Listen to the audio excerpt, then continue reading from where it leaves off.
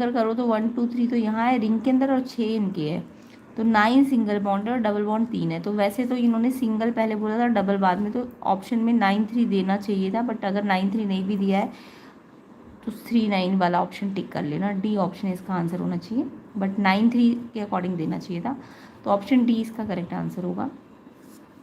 Next, the most malleable metals, सबसे ज़्यादा malleable मतलब जो शीट में आसानी से कन्वर्ट होती है, तो सबसे ज़्यादा सिल्वर एंड गोल्ड। इसी के लिए, इसी रीज़न से तो हम इसके क्या बनाते हैं, ज्वेलरी बनाते हैं ना, तो सिल्वर एंड गोल्ड आसानी से शीट्स में कन्वर्ट हो सकती है, तो मेलेबल सबसे ज़्यादा सी ऑप्शन है इसका answer.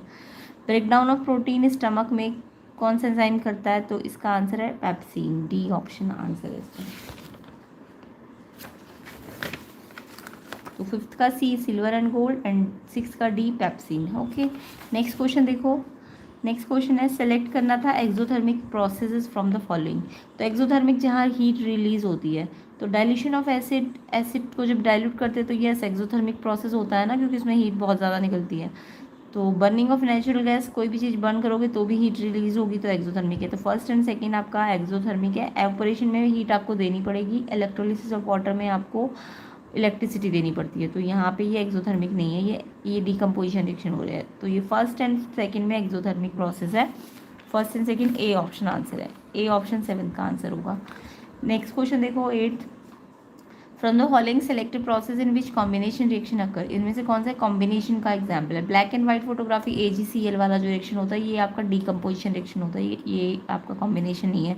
Burning of carbon, yes ये कॉम्बिनेशन रिएक्शन है, क्योंकि कार्बन और ऑक्सीजन मिलकर कार्बन डाइऑक्साइड एक सिंगल प्रोडक्ट बना देंगे, तो कॉम्बिनेशन हो गया।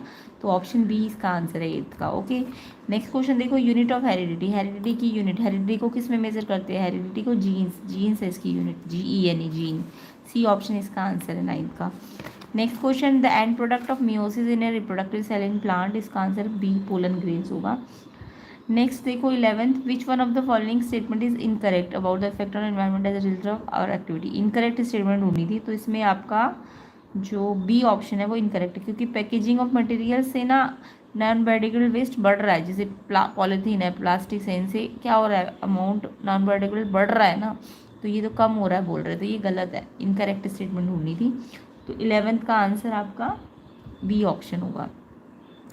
नेक्स्ट देखो 12th, the organism occupying the 4th trophic level in a food chain. तो 4th trophic level food chain में सबसे पहले तो देखो ग्रास लैंड है, तो ग्रीन प्लांट होंगे, फिर उनको ग्रास ओपर्स खाएंगे, फिर फ्रॉग खाएंगे, एंड लास्ट में स्नेक खाएंगे। तो यानी कि ग्रीन प्लांट के बाद ग्रास ओपर, फिर फ्रॉग, फिर स्नेक। तो 4th वाले में कौन सा आ रहा है, स्नेक आ रहा है, तो क्वेश्चन 12 का आंसर डी स्नेक होगा। ओके, नेक्स्ट क्वेश्चन देखो 13, the strength of the magnetic field inside a current carrying long state solenoid. तो जो करंट कैरिंग सोलेनॉइड होते हैं इसमें स्ट्रेंथ पूछी है, इनसाइड कैसी होती है, इनसाइड पूछी है। तो इनसाइड का मतलब, इनसाइड आपने सोलेनॉइड की कॉइल देखी होगी, इसमें पैरेलल लाइंस होती है, पैरेलल लाइन का मतलब uniform through out the length होती है, डी ऑप्शन। तो 13 का answer D uniform through out its length होगा। नेक्स्ट क्वेश्चन देखो 14, विच one of the following factor affect the electrical resistivity. Resistivity की बात हो रही है, रेजिस्टेंस की बात हो रही होती तो आपका लेंथ एरिया पे डिपेंड करता है, बट रजिस्टिविटी डायमेंशन पे डिपेंड नहीं करती है, वो जस्ट इसमें टेम्परेचर पे डिपेंड करेगी या फिर नेचर ऑफ मटेरियल पे। तो आंसर इसका टेम्परेचर होगा, ए ऑप्शन इसका करेक्ट आंसर है 14 का। इसके बाद नेक्स्ट क्वेश्चन है ऑप्टिकल डिवाइस, जो कि M+1 मैग्नीफिकेशन +1 किसका होता है। प्लस का मतलब वर्चुअल इमेजेस बनाता है जो हमेशा, तो हमेशा वर्चुअल इमेजेस आपकी प्लेन मिरर बनाता है, और उसका 1 का मतलब HIHO के बराबर होता है। प्लेन मिरर वर्चुअल मतलब प्लस, और 1 का मतलब HI इसका HO के बराबर। तो प्लेन मिरर में ही दोनों केसेस होते हैं ना, प्लेन मिरर है इसका answer, A option. Next question 16, refractive index of diamond with respect to glass 1.6। ये आपका डायमंड का रिफ्रैक्टिव इंडेक्स है, बट किसकी रिस्पेक्ट में, ग्लास में, यानी ये रिलेटिव दिया है डायमंड का 1.6 ग्लास के रिस्पेक्ट में। तो आपको ग्लास का एब्सोल्यूट दे रखा है और एब्सोल्यूट डायमंड का निकालना था। तो यहाँ पे अगर आपको रिलेटिव रिफ्रैक्टिव इंडेक्स के फॉर्मूले पता है, रिलेटिव रिफ्रैक्टिव इंडेक्स किसका, डायमंड का, किसकी रिस्पेक्ट में, ग्लास का, ये क्वेश्चन में दिया हुआ है। अब क्योंकि ग्लास की रिस्पेक्ट में है तो ग्लास का एब्सोल्यूट नीचे चला जाएगा और डायमंड का ऊपर आ जाएगा, ये फॉर्मूला होता है। अगर स्पीड की रिस्पेक्ट में होता तो स्पीड ग्लास, लाइट की स्पीड ग्लास में ऊपर होती, डायमंड में नीचे होती। स्पीड की रिस्पेक्ट में ये फॉर्मूला होता है, बट एब्सोल्यूट की रिस्पेक्ट में ये फॉर्मूला होगा, इसका ऊपर और इसका नीचे, एंड ये गिवन है। और एब्सोल्यूट डायमंड का आपको निकालना है, ग्लास का गिवन था 1.5, डायमंड का निकालने के लिए क्रॉस मल्टीप्लाई कर दो, तो ये आंसर 2.4 सी ऑप्शन आएगा इसका आंसर। तो किस किस बच्चे का 2.4 आया कमेंट करना। सी ऑप्शन आंसर है इसका। 17 देखो एजर्शन रीज़न है due to scattering of sunlight the clear sky blue होता है। यह स्कैटरिंग जितने भी कलर से रिलेटेड फिनोमिना होते हैं ना उस पर स्कैटरिंग डिपेंड करती है, तो ब्लू कलर स्कैटरिंग के कारण होता है। यस बिल्कुल ठीक है। The wavelength of blue light is nearly 1.8 time wavelength of red light. No, red light का वेवलेंथ तो सबसे ज़्यादा होता है, आपने पढ़ा होगा। मैक्सिमम वेवलेंथ किसका होता है? रेड लाइट का। तो यहाँ बोल रहा है कि ब्लू लाइट का ज़्यादा है 1.8 टाइम्स, तो ये गलत है। तो यहाँ पे आपका एजर्शन तो सही है कि स्कैटरिंग डिपेंड करती है लाइट कलर पे, बट रीज़न गलत है क्योंकि रेड लाइट का मैक्सिमम वेवलेंथ होता है जिसके कारण वो लीस्ट डेविएट होता है ना, तो ये गलत है। ऑप्शन सी इसका आंसर है 17 का। नेक्स्ट क्वेश्चन देखिए 18 एजर्शन है in our homes we receive supply of electric power through a main supply one of wire in supply usually red insulation live होती है एंड ग्रीन वाली न्यूट्रल होती है। नो, ग्रीन कलर की आपने पढ़ी होगी, ग्रीन कलर की आपकी अर्थ वायर होती है, तो ये गलत है ना। न्यूट्रल वायर आपकी ब्लैक कलर की होती है, तो ग्रीन कलर की नहीं होती है, ये गलत है। एजर्शन गलत है, रीज़न सही है। पोटेंशियल डिफरेंस 220 वोल्ट होता है, तो एजर्शन गलत, रीज़न सही, डी ऑप्शन इसका आंसर होगा 18 का। नेक्स्ट क्वेश्चन देखो decomposition vegetable matter into compost exothermic है। यस, जब हम वेजिटेबल मैटर को कंपोस्ट में चेंज करते हैं तो एक्सोथर्मिक मतलब हीट निकलती है इस टाइम पे। तो भले ही डिकम्पोजिशन लिखा है लेकिन यहाँ पे हीट रिलीज होती है। तो वैसे डिकम्पोजिशन वाले जितने भी रिएक्शन है एंडो है, बट इस केस में ये एक्सो होता है, तो बिल्कुल ठीक है, एजर्शन ठीक है। रीज़न कह रहा है कि डिकम्पोजिशन रिएक्शन को एनर्जी चाहिए होती है ब्रेक डाउन करने के लिए रिएक्टेंट्स को। यस, इसमें एनर्जी देनी पड़ती है ना, एंडोथर्मिक होते हैं डिकम्पोजिशन रिएक्शन, एनर्जी देनी पड़ती है। बट इस केस में वेजिटेबल के केस में एंडो नहीं होंगे, एक्सो होंगे, याद रखना। तो एजर्शन भी ठीक है, रीज़न भी ठीक है, बट ये एक्सप्लेन नहीं कर रहा है इसको, जस्ट ऑप्शन बी आंसर है। स्टेटमेंट वाइज ठीक है बट एक्सप्लेनेशन वाइज ठीक नहीं है। 20 का ट्रांसपिरेशन पुल एब्जॉर्प्शन और अपवर्ड मूवमेंट करता है वाटर की, बिल्कुल ठीक है एजर्शन आपका। एंड रीज़न भी सही है, इसमें बोला है कि जो रूट प्रेशर होता है ट्रांसपोर्ट ऑफ वाटर का नाइट में ज़्यादा होता है, यानी रूट ऊपर पानी जो अपवर्ड मूवमेंट होती है ना वो रात में ज़्यादा होती है। रीज़न वही है कि जो पोर्स होते हैं ना रात को बंद हो जाते हैं, तो जिससे आसानी से रूट प्रेशर लग जाता है, तो नाइट में ज़्यादा होती है। और एक्सप्लेन भी कर रहा है कि इससे क्या होता है, ट्रांसपिरेशन पुल होता है। तो ए ऑप्शन है इसका आंसर 20 का। तो आई होप सारे एजर्शन रीज़न भी आपके करेक्ट होंगे। एमसीक्यूज में बताना कितने सही है कितने गलत है, सारे बच्चे कमेंट करके। नेक्स्ट देखो सेक्शन बी। सेक्शन बी का 21st question, what is an alloy. Alloy क्या होता है, और उसके बाद सोल्डर जो अलॉय है उसकी क्या क्या कंपोजिशन होते हैं और वो वेल्डिंग में क्यों यूज़ होता है, ये आपको बताना था।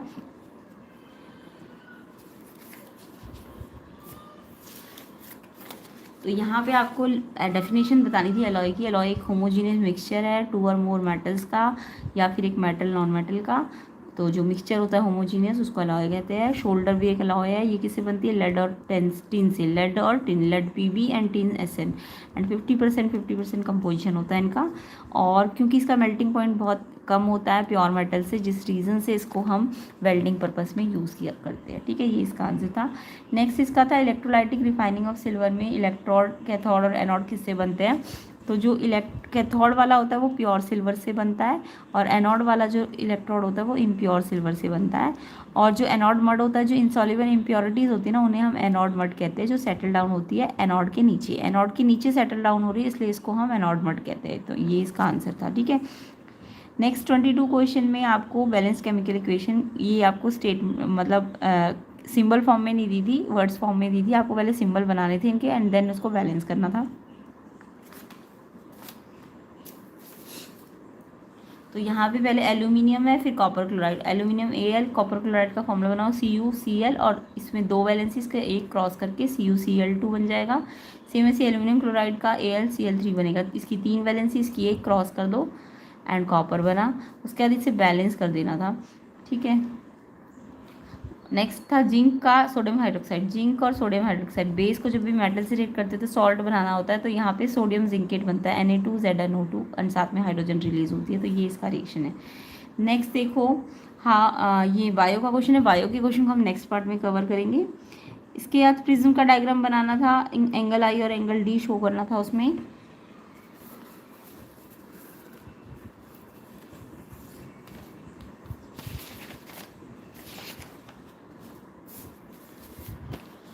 तो सबसे पहले आपको इंसिडेंट रे दिखानी थी। इंसिडेंट रे यहाँ के बाद सीधा ना जाके हल्की सी टिल्ट होती है, फिर वो पहले आपको क्या करना होता है प्रिज्म में, ये आपको एक फेस दिखाना है, ये इंसिडेंट रे है, ये जानी सीधी चाहिए थी बट सीधी नहीं जाएगी, ये थोड़ा सा नॉर्मल की तरफ मुड़ेगी, तो ये आई एंगल है, ये आई एंगल शो करना था आपको।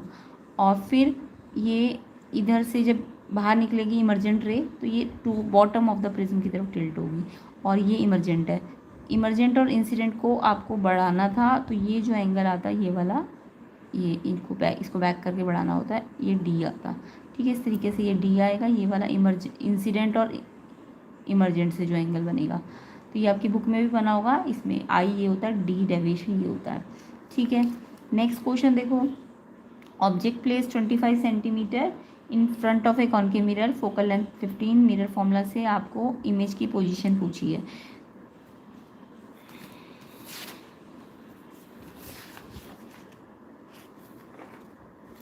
तो यहाँ पे क्योंकि मिरर कॉनकेव था, कॉनकेव मिरर में क्या होता है, आपका फोकल लेंथ 15 दिया हुआ है बट नेगेटिव लेना होता है। कॉनकेव मिरर का साइन कैसा होता है, फोकल लेंथ का माइनस, एंड ऑब्जेक्ट का डिस्टेंस आपको 25 दिया है और ऑब्जेक्ट डिस्टेंस भी माइनस लेना होता है।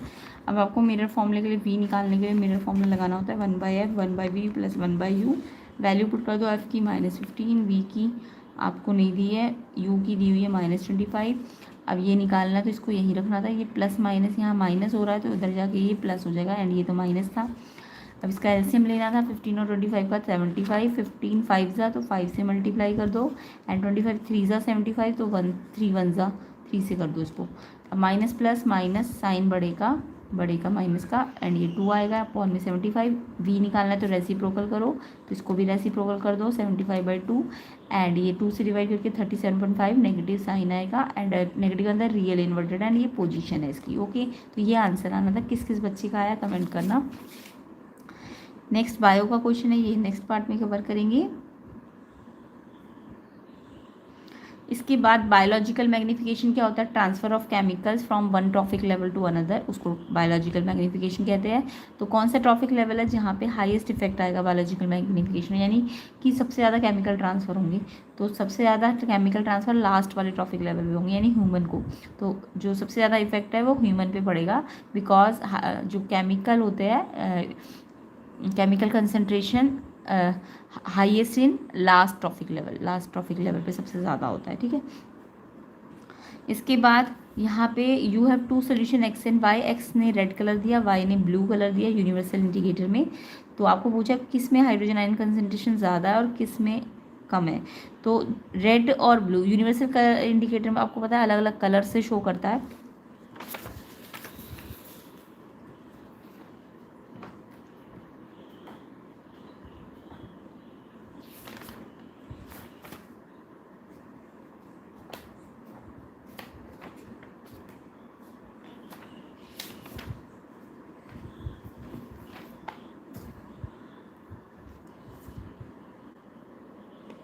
तो यहाँ पे आपको यूनिवर्सल एंड इंडिकेटर्स के कलर्स के ये स्ट्रिप्स के आपको पता होना चाहिए। रेड कलर मोर एसिडिक होता है, उसके बाद ग्रीन में न्यूट्रल हो जाता है, और फिर ब्लू होते होते एल्कलाइन हो जाता है, यानी बेसिक हो जाता है। तो यहाँ पे क्वेश्चन में बोला था एक्स ने रेड कलर दिया, वाई ने ब्लू कलर दिया, तो यानी एक्स रेड कलर है। रेड कलर का मतलब देखो पीएच कलर वाइज अगर हम कहें तो रेड कलर का पीएच कितना होता है, 6 होता है ना। सॉरी, रेड कलर का पीएच 1 होता है, रेड का पीएच सबसे ज़्यादा है ना, क्योंकि रेड कलर स्ट्रिप में सबसे पहले था। तो जहाँ पीएच 1 है और दूसरा कौन सा कलर है, ब्लू ना, ब्लू का पीएच आपका 9 है, तो ये याद रखना है। ब्लू का पीएच कितना होता है, 9, और रेड का 1 होता है। तो 1 मतलब जितना कम पीएच उतना एसिडिक ज़्यादा है, एसिडिक ज़्यादा तो उसमें ज़्यादा हाइड्रोजन आयंस होंगे, है ना।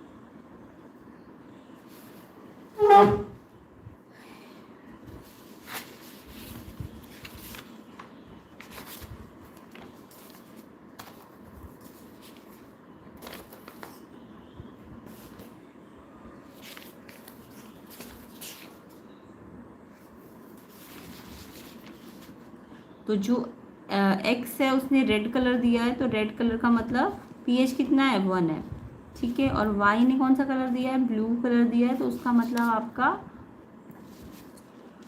मतलब पीएच कितना है ब्लू का, 9 है ना। रेड कलर एक्स है तो उसका पीएच 1 है, ब्लू कलर का वाई है तो 9 पीएच है। तो यूनिवर्सल इंडिकेटर में आपको कलर याद करने होते हैं। 1 का मतलब मोर एसिडिक है ना, मोर एसिडिक है, तो यानी मोर एसिडिक मतलब मोर H प्लस आयन है। और ये लेस एसिडिक है, बल्कि 7 के बाद तो बेसिक स्टार्ट हो जाता है ना, बेसिक का मतलब इसके पास लेस H प्लस आयन है ना, लेस H प्लस। तो आपको क्वेश्चन में पूछा है कौन से सोल्यूशन में हाइड्रोजन आयन कंसनट्रेशन ज़्यादा है, तो यहाँ पे ज़्यादा किस पे है, एक्स वाले पे। तो आंसर क्या होगा, ए पार्ट का, x has more hydrogen concentration, hydrogen more hydrogen plus concentration, okay, क्योंकि वो ज़्यादा एसिडिक है। नेक्स्ट इसमें पूछा था, तो ये रीज़न बताना था क्योंकि वो ज़्यादा एसिडिक है, उसका पीएच कम है, हाइड्रोजन कंसनट्रेशन ज़्यादा है क्योंकि पीएच क्या है इसका, लेस है than Y, less than Y, और पीएच लेस है इसका मतलब इसका ये मोर एसिडिक है, और मोर एसिडिक है इट मीन्स ये क्या है, इसका हाइड्रोजन प्लस भी क्या है, ज़्यादा है। तो ये इसका रीज़न होता है, ठीक है। नेक्स्ट इसका बी पार्ट था, X and Y are mixed in proper amount and the resultant mixture X and Y indicator turn green. अब ग्रीन हो गया, एक्स वन वाई को मैंने ऐसे मिक्स किया कि ग्रीन कलर हो गया उसका। अब नेचर कैसा होगा उस मिक्सचर का, what would be the nature of the resultant mixture, resultant mixture का नेचर। तो ग्रीन कलर मतलब अभी बताया ना मैंने, एक्स और वाई को मिला के आपका ग्रीन हो गया, कुछ ऐसा अमाउंट डाला कि वो ग्रीन कलर का हो गया। ग्रीन कलर मतलब पीएच कितना हो गया उसका, 7, और पीएच 7 का मतलब वो न्यूट्रल हो जाएगा, कैसा हो जाएगा, न्यूट्रल हो जाएगा, ओके। उसने क्योंकि एसिड और बेस ने आपस में न्यूट्रलाइज हो गए ना, तो न्यूट्रल बन गया। Name the part of X and Y of human brain. X यहाँ पे देखो, ये एक्स क्या है, ये एक्स मेडुला है, और वाई आपका इधर है ना, ये रहा, तो ये आपका सेरिबेलम है। तो एक्स आपका मेडुला था और वाई आपका सेरिबेलम था। किस किस बच्चे ने ये आंसर लिखा है उनका बिल्कुल ठीक है, कमेंट करके बता देना। नेक्स्ट क्वेश्चन आपका, write the name and chemical formula of sodium compound which is sometime added for faster cooking, how is it produce from sodium chloride as one of the raw material.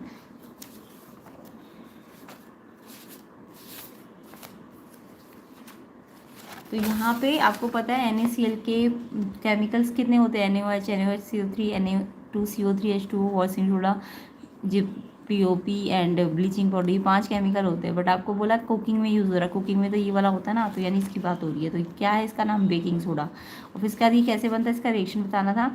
NaCl में जब मैं ammonia, water और CO2 मिलाती हूँ तो baking soda बनता है और NH4Cl बन जाता है। और इसका काम क्या है, ये न्यूट्रलाइज करता है एक्सेस एसिड को, इसलिए हम एंटासिड में यूज़ करते हैं, ओके। तो ये इसका क्वेश्चन का आंसर था, बी पार्ट का। उसके बाद राइट हैंड थंब रूल बताना था, ये तो सबने याद किया ही होगा। उसके बाद इसमें डायरेक्शन बतानी थी। तो डायरेक्शन में देखो कैसे करना था, इसमें आपको बोला है कि जो करंट है ना वो कहाँ जा रहा है, ईस्ट से वेस्ट। तो करंट किससे शो होता है, फिर आपके थंब से, तो थंब ईस्ट टू वेस्ट लगाना था। और आपकी कर्ल फिंगर देखो कैसे जाएगी, ऐसे जाएगी ना, तो इधर से तो ये इधर जा रही होगी, और ऊपर से कैसी आ रही होगी, ऐसे। या फिर आप ऐसे याद रखा करो कि जब आप थंब को ऊपर की तरफ पॉइंट करते हो तो आपका जो कर्ल फिंगर है, कर्ल फिंगर जब करंट ऊपर जा रहा होता है तो कर्ल फिंगर कैसे, ऐसे हुई है ना, ऐसे कर्ल, यानी एंटी क्लॉक वाइज हुई है। तो जब ऊपर करंट जाता है तो एंटी क्लॉक होता है, यानी कि इसमें आप ये ऊपर की तरफ जा रहा है, ईस्ट टू वेस्ट ऐसे जा रहा है ना, तो ऐसे जा रही है कर्ल फिंगर, यानी एंटी क्लॉक बनाओ, ये घड़ी उल्टी चलाओ। तो यहाँ पे ये बिलो जा रहा है, बिलो मतलब ये कैसे जा रहा होगा, ऐसे करके देखो ये कैसे जा रहा है, नॉर्थ से साउथ की तरफ आ रहा है। जब ये ऐसे जा रहा है इस साइड बिलो पॉइंट में ऐसे, तो ये नॉर्थ से साउथ जा रहा होगा। और जब ये ऊपर जा रहा होगा तो ये अबव जा रहा होगा, साउथ टू नॉर्थ, ओके। तो ये डायरेक्शन थी इनकी।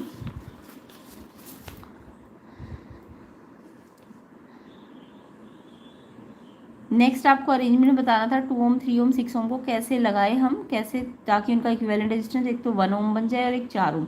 तो 1 ओम का होता है इन सबसे कम बन रहा है ना, तो सबसे कम कब होता है, जब पैरेलल, इन तीनों को हम पैरेलल लगाते हैं। इन तीनों से अगर कम है, देखो ये 2 है, ये 3 है, ये 6, तो एक तो सबसे कम है ना, तो एक सबसे कम कब होता है, जब आप तीनों को पैरेलल में अरेंज करोगे।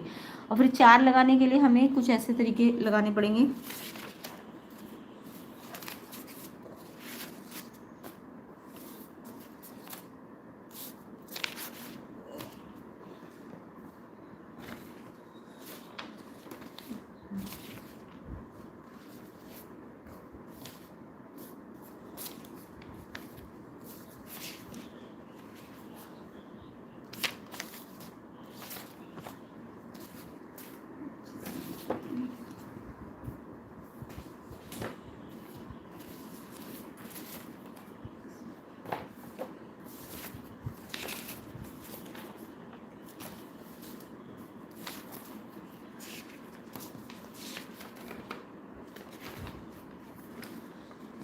पहले केस में रेजिस्टेंस तीनों दिए हुए थे आपको, 2 ओम, 3 ओम, 6 ओम। तो पहला केस अगर 1 बनाना है तो तीनों को पैरेलल लगाना है, 2 ओम, 3 ओम, 6 ओम को पैरेलल लगाना है। तो पैरेलल में कैसे, 1/R1, 1/R2, 1/R3, R1, R2, R3 को पुट कर दो, एलसीएम ले लो और फिर इसका एलसीएम लेके सॉल्व कर दो, तो ये 1 ओम आ जाएगा। यानी तीनों को कैसे अरेंज करना है, पैरेलल। तो 1 लाने के लिए पैरेलल अरेंज करना होता है।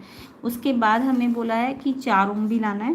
तो 4 ओम के लिए हम क्या करेंगे, देखो 2 को तो ऐसे ही रहने देंगे, बट जो 3 और 6 ना उन्हें पैरेलल अरेंज कर देंगे, क्योंकि 3 और 6 को पैरेलल लगाने से पैरेलल वाला निकाल लो, 2 और 3 सेकेंड वाले का और थर्ड वाले का।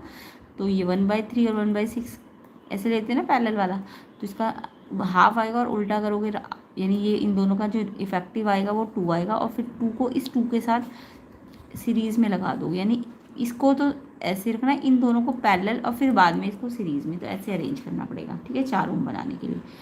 नेक्स्ट देखो, नेक्स्ट आपका बायो का क्वेश्चन है। इसके बाद सेक्शन डी देखो जल्दी से, इसका सेक्शन डी है 34। On adding dilute HCl to a test tube containing sodium carbonate and efflorescence is observed, explain the observation giving chemical equation for the reaction, how is the gas release tested in school laboratory. तो इसमें आपको reactions बनाने थे।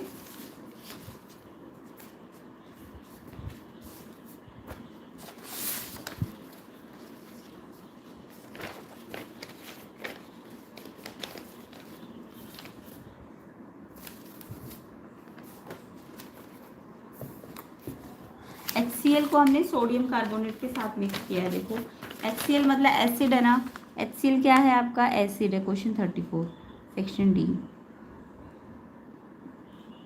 HCl acid है। Acid को हमने किसके साथ डाला है, Na2CO3 सोडियम कार्बोनेट। अब आपको एसिड को मेटल कार्बोनेट से मिलाते हैं तो आपको पता है ना क्या बनता है, सोडियम क्लोराइड बनता है, एक तो मेटल का सॉल्ट बनता है NaCl, और साथ में CO3 है तो CO2 भी बनेगा और H2O भी बनेगा, है ना। तो ये हमारा रिएक्शन होता है। Na के 2 है तो 2 यहाँ ले आओ, Cl के भी 2 है, H के 2 हो गए, H के 2 हो गए, C के कितने हो गए, 1, O के 3, बैलेंस हो गया। तो एसिड का मेटल कार्बोनेट के साथ रिएक्शन में सॉल्ट, वाटर और कार्बन डाइऑक्साइड। अब बोला एफ्लोरेसेंस ऑब्जर्व, रीजन क्या है, क्यों एफ्लोरेसेंस आई, क्योंकि CO2 presence, due to presence of CO2। तो how is this gas release tested in school laboratory, तो हम बोलेंगे due to formation of carbon dioxide effervescence आई। ठीक है, और इसका टेस्ट कैसे किया जाएगा, टेस्ट करने के लिए हम क्या करेंगे, CO2 के सामने मिल्की लाइम वाटर लेके जाएंगे, CO2 turns lime water milky, तो वो क्या करेगी, लाइम वाटर को मिल्की कर देगी, तो इसलिए इसका प्रेजेंस का पता चल जाएगा। ठीक है, ये रीज़न है इसका टेस्ट करने का। उसके बाद what happens when excess carbon dioxide passes through lime water, जब ज़्यादा कार्बन डाइऑक्साइड डालोगे लाइम वाटर में तो क्या बनेगा,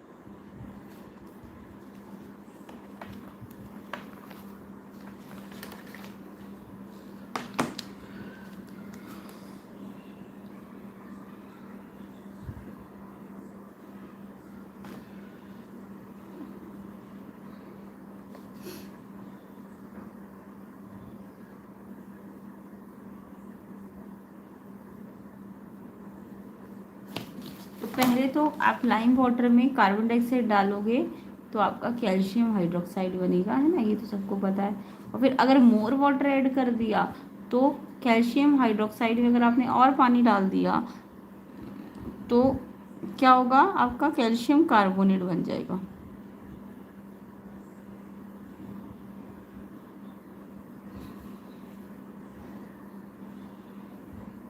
ठीक है, जब कार्बन डाइऑक्साइड दोबारा मिलाएंगे ना तो कैल्शियम कार्बोनेट और H2O बन जाएगा। तो ये 2 रिएक्शंस आप लिख के दिखा सकते थे। नेक्स्ट देखो, अ स्मॉल अमाउंट, चॉइस वाला क्वेश्चन था, small amount of copper oxide taken in a beaker dilute HCl added to it slowly, name the compound form and state the colour of solution. Copper oxide को HCl में मिलाया, B part है इसका, question 34 का। Copper oxide CuO को HCl से mix करेंगे। देखो HCl के साथ अगर जस्ट कॉपर मिक्स होता, याद रखना, अगर सिर्फ कॉपर मिक्स होगा तो कोई रिएक्शन नहीं होगा, बट कॉपर ऑक्साइड के साथ रिएक्शन हो जाएगा, CuCl2 बन जाएगा एंड साथ में H2 रिलीज हो जाएगी, H2O ऑक्साइड है तो वाटर बनेगा, ठीक है। और बैलेंस कर लेना आप इसे, Cl2 है तो 2 दे दो यहाँ पे, तो ये रिएक्शन हो जाएगा। उसके बाद आपको बोला था name the compound formed and state the colour of solution formed, ये कंपाउंड बनेगा कॉपर क्लोराइड, ठीक है। केमिकल रिएक्शन मैंने बना दी है।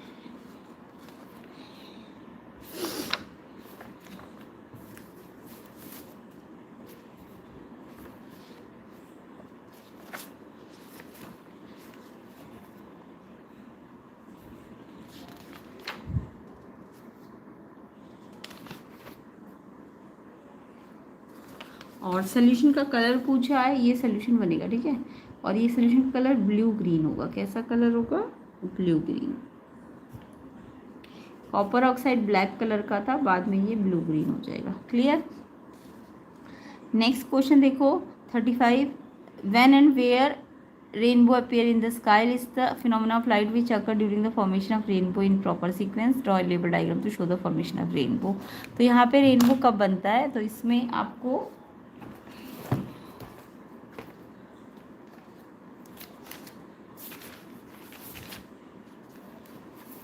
एक तो ये रेनबो का डायग्राम दिखाना था आपको। सनलाइट, वाइट लाइट सन से आती है, ये जो ड्रॉपलेट्स होती है, वाटर ड्रॉपलेट, ये एंटर करती है, सबसे पहले ये रिफ्रैक्ट करती है, देन ये अंदर जाती है तो डिस्पर्स होती है। पहले रिफ्रैक्शन होगा, फिर डिस्पर्शन होगा, फिर इंटरनल रिफ्लेक्शन होगा और फिर वापस रिफ्रैक्शन होगा। यानी सबसे पहले रिफ्रैक्शन, डिस्पर्शन, फिर इंटरनल रिफ्लेक्शन और लास्ट में रिफ्रैक्शन। तो ये 4 सीक्वेंस चलनी है, ठीक है। और ऐसे ही डायग्राम बनाना था। तो यानी सबसे पहले लाइट गई, स्प्लिट हुई तो डिस्पर्शन हुआ, पहले रिफ्रैक्ट करेगी, फिर डिस्पर्स हो जाएगी, 7 कलर में स्प्लिट हो जाएगी, देन इंटरनल रिफ्लेक्शन से वापस आएगी और फिर से रिफ्रैक्ट करके आपको 7 कलर में दिखेगा, ठीक है। तो और उसके बाद इन्होंने बोला कब बनता है रेनबो, तो रेनबो आपका बनता है, ये तब बनता है जब रेनिंग होती है ना, रेनिंग होती है, रेन के टाइम पे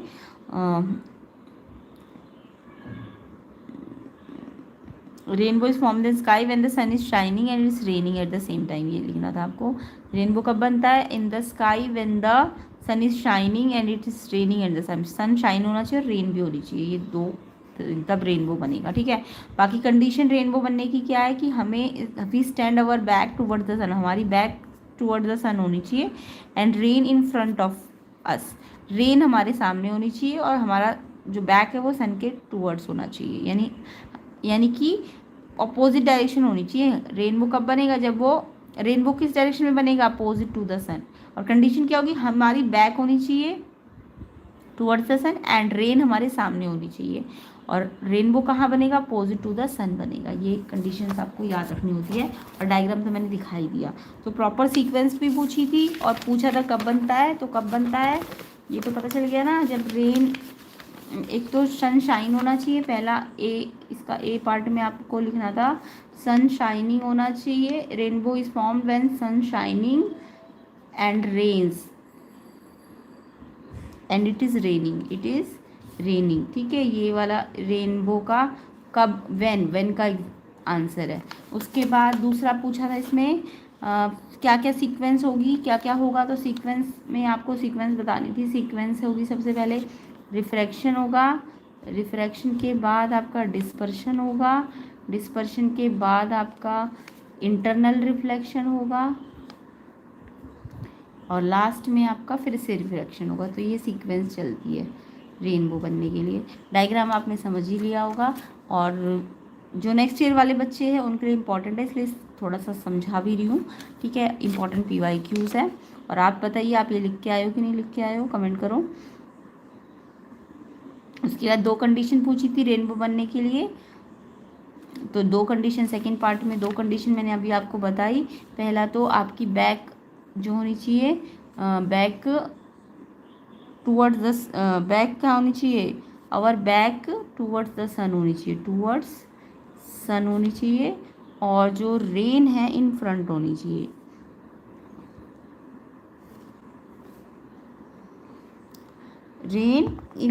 raining in front of us, rain in front of अस होनी चाहिए, रेन इन फ्रंट ऑफ अस होनी चाहिए। और रेनबो हमेशा अपोजिट टू सन होगा, रेनबो कहाँ फॉर्म होगा, rainbow opposite to sun form होगा। ठीक है, रेनबो की जो डायरेक्शन है, समझ आ गया। तो ये कंडीशंस होनी चाहिए।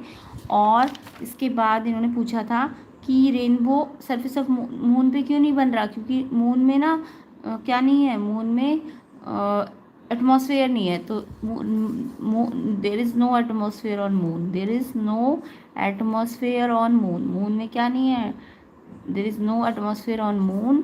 अगर मून में एटमॉस्फेयर ही नहीं है तो नो रिफ्रैक्शन इज़ पॉसिबल, और अगर रिफ्रैक्शन ही नहीं होगा तो रेनबो कैसे बनेगा, रेनबो होने के लिए तो रिफ्रैक्शन होना ज़रूरी है ना, तो no refraction possible, hence there is no rainbow on moon. Okay, तो ये इसका आंसर था।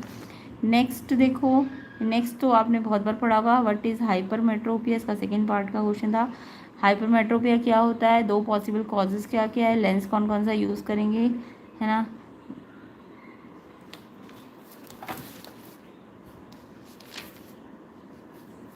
तो हाइपरमेट्रोपिया में आपको लिखना था, इस हाइपरमेट्रोपिया का अंदर लॉन्ग साइटेडनेस, यानी कि ऐसा डिफेक्ट ऑफ विजन जिसमें पर्सन को दूर पास का नहीं दिखता, person can not see near by. Long sightedness मतलब दूर का दिखता है बट पास का नहीं दिखता, नियर बाय ऑब्जेक्ट को नहीं देखेगा, ठीक है, डिस्टेंट को देख लेगा लेकिन दूर को देख लेगा। इसमें नियर पॉइंट जो होता है हाइपरमेट्रोपिक आई का ज़्यादा हो जाता है, 25 से ज़्यादा हो जाता है, ठीक है। और इसके कॉज पूछे थे आपसे, तो कॉज में आपको लिखना था, एक तो क्या होगा इसका कॉज, एक तो कन्वर्जिंग पावर आई लेंस की कम हो जाएगी, दूसरा इसका आई बॉल क्या हो जाता है, छोटा हो जाता है, आई बॉल छोटा होने से फोकल लेंथ क्या हो जाती है, कम हो जाती है, फोकल लेंथ क्या हो जाती है, इसमें कम हो जाती है।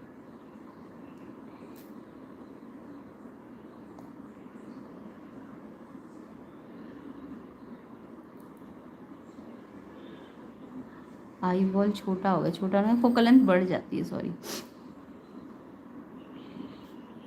क्योंकि आई बॉल छोटा होने का मतलब ज़्यादा दूर जाएगा ना, फोकल लेंथ बढ़ेगी इसमें।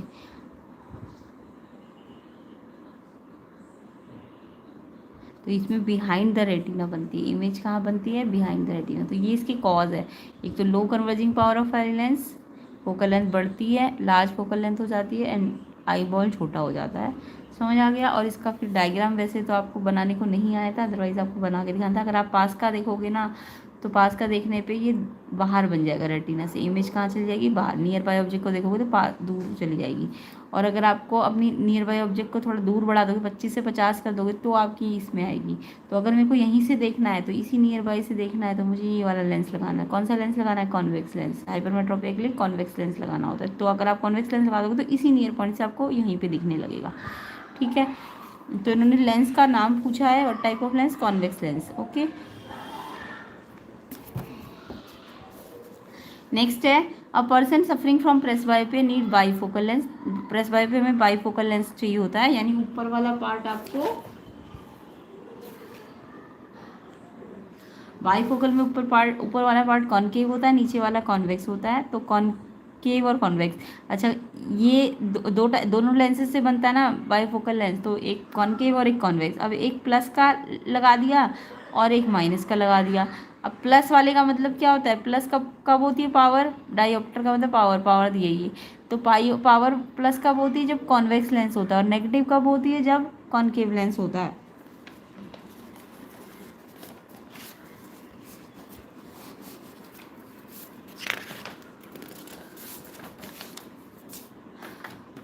तो यानी कॉन्वेक्स लेंस में पावर कैसी होती है, प्लस होती है, पावर जो कॉन्वेक्स लेंस की होती है वो प्लस होती है। और कॉनकेव लेंस की पावर कैसी होती है, माइनस में होती है। पावर प्लस किसकी होती है, कॉन्वेक्स लेंस की, क्योंकि फोकल लेंथ प्लस होती है ना कॉन्वेक्स लेंस की। ऐसी कॉनकेव लेंस की फोकल लेंथ नेगेटिव होती है, तो उसकी पावर भी कैसी आती है, नेगेटिव आती है। तो यानी कि इसमें से ये आपका कॉन्वेक्स लेंस है और ये कॉनकेव है, यानी 2.5 वाला तो आपका कॉन्वेक्स लेंस है, और आपका नेगेटिव 0.25 वाला वो आपका कॉनकेव लेंस है ना। तो आप बोलोगे पावर ये वाली कॉन्वेक्स है, ये नेगेटिव है, तो ये कॉनकेव है। तो इन्होंने बोला कि कौन सा दो लेंसों में से कौन सा लगेगा डिस्टेंस विजन के लिए। डिस्टेंस विजन का मतलब दूर का अगर करेक्ट करना, दूर का करेक्ट करने का मतलब कौन सा डिफेक्ट है उसके पास, करेक्शन ऑफ डिस्टेंट विजन में। अगर दूर का नहीं दिख रहा तो कौन सा है, मायोपिया है ना। दूर का कब नहीं दिखता, मायोपिया में, यानी से मायोपिया है ना।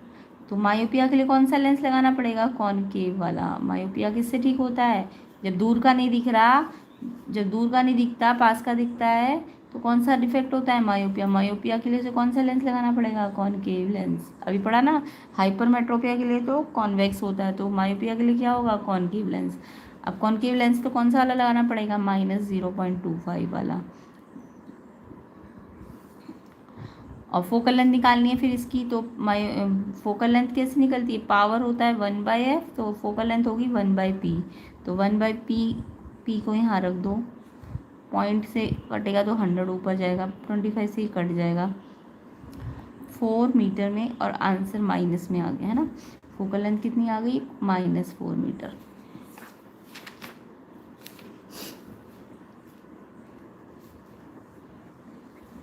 इसका आंसर फोकल लेंथ -4 मीटर आएगा। क्वेश्चन नंबर 35 का सेकंड पार्ट है ना। तो किस किस का -4 मीटर आया, बिल्कुल ठीक है, कमेंट करके बताना।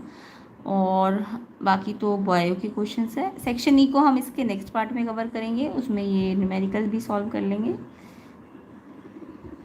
ये सारे सेक्शन ई को हम इससे नेक्स्ट पार्ट में, और ये क्वेश्चन भी हम उसी पार्ट में कवर करेंगे।